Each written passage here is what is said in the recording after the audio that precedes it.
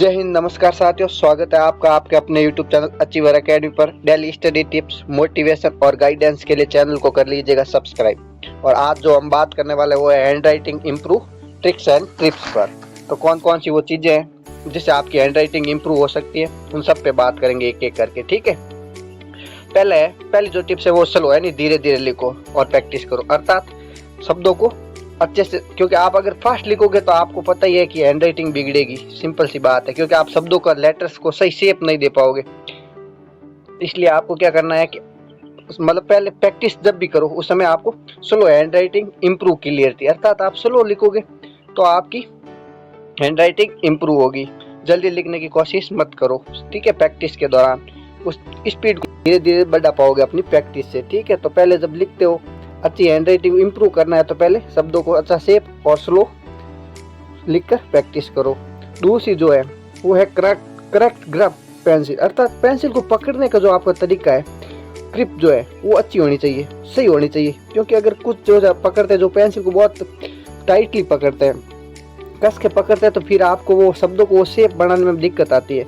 और टाइटली पकड़ते तो फिर आपका लिखते वक्त हैंड भी क्या करता है, दर्द करने लगता है। तो ऐसा नहीं करना है, ठीक है। उसको आपको सही पकड़ना है, और सही पकड़ने का सबसे बेहतरीन तरीका क्या है वो भी मैंने लिखा है। तो थ्री ट्रिप ग्राफिक, अर्थात 3 फिंगर ग्राफिक। कौन सा है? तो थंब, मिडिल फिंगर और इंडेक्स फिंगर के बीच में जो आप पेंसिल को पकड़ते हो, तो वही सबसे बेहतरीन तरीका है। और इससे आपकी हैंड राइटिंग स्मूथ और क्लियर होगी, ठीक है।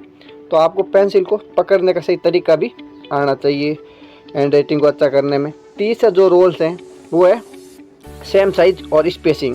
इन दोनों चीज़ों का भी ध्यान रखना, ये बहुत ज़रूरी होता है। क्योंकि लेटर को एक जैसे साइज रखो। जैसे आप देखा होगा कई कुछ वर्ड बड़े लिखते हो, कुछ छोटे लिखते हो, तो फिर हैंड राइटिंग बिगड़ती है, सिंपल सी बात है। तो आपको जो शब्द जो लिखने हैं, आपके जो लेटर्स जो लिखने हैं, उसको सेम ही साइज में लिखने हैं, यानी कि बड़ा छोटा नहीं करना है, ठीक है।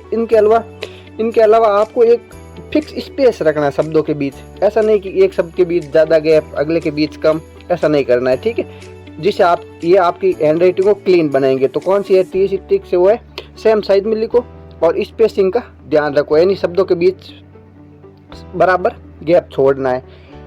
ये क्या बनेगी, ये आपकी कंसिस्टेंसी को बेहतर बनेगी, हैंड राइटिंग को नीट एंड क्लीन बनाएगी। तो कंसिस्टेंसी, प्रैक्टिस और प्रैक्टिस, यही आपको क्या बनाएगी, परफेक्शन यानी परफेक्ट बनाएगी।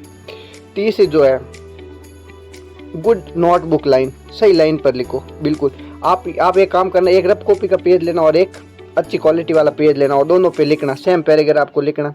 आपको पता चल जाएगा कि गुड नोटबुक का क्या रोल है। तो एक अच्छी नोटबुक होगी तो आपको उसमें आपकी जो हैंड राइटिंग है वो अच्छी आएगी, ठीक है। तो इसलिए डेली 15-20 मिनट अच्छे पेज पर प्रैक्टिस करो, क्योंकि प्रैक्टिस से ही व्यक्ति परफेक्ट बनता है। तो ये आपकी हैंड राइटिंग को इम्प्रूव करने में महत्वपूर्ण भूमिका निभाएगा। तो क्या है, element improve practice, daily practice कीजिएगा।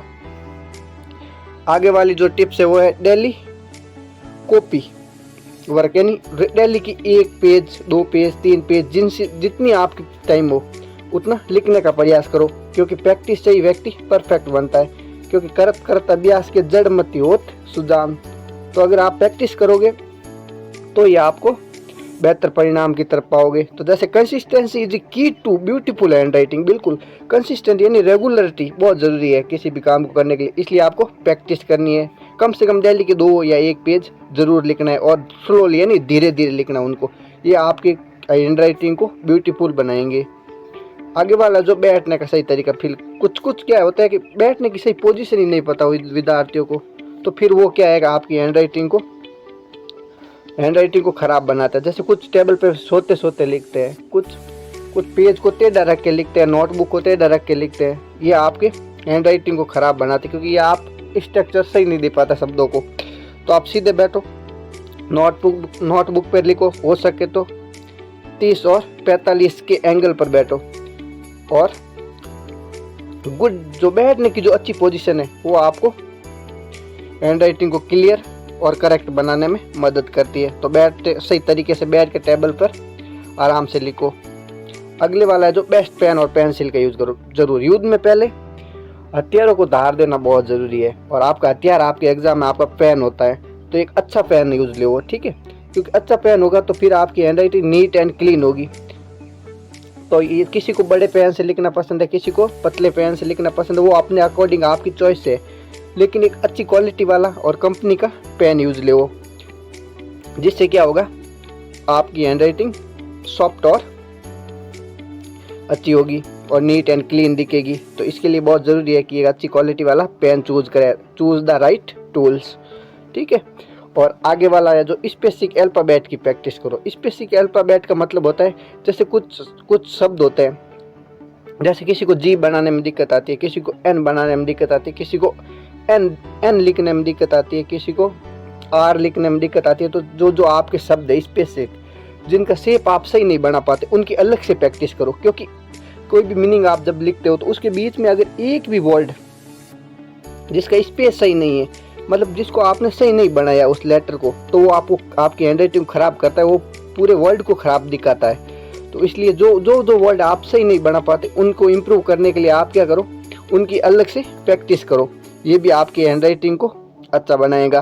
तो ये जो थी 8 टिप्स थी, जो ट्रिक्स थी, जो आपकी हैंडराइटिंग को बेटर करेगी। ऐसी गाइडेंस और मोटिवेशन के लिए सब्सक्राइब करिएगा अचीवर एकेडमी को। Thank you so much.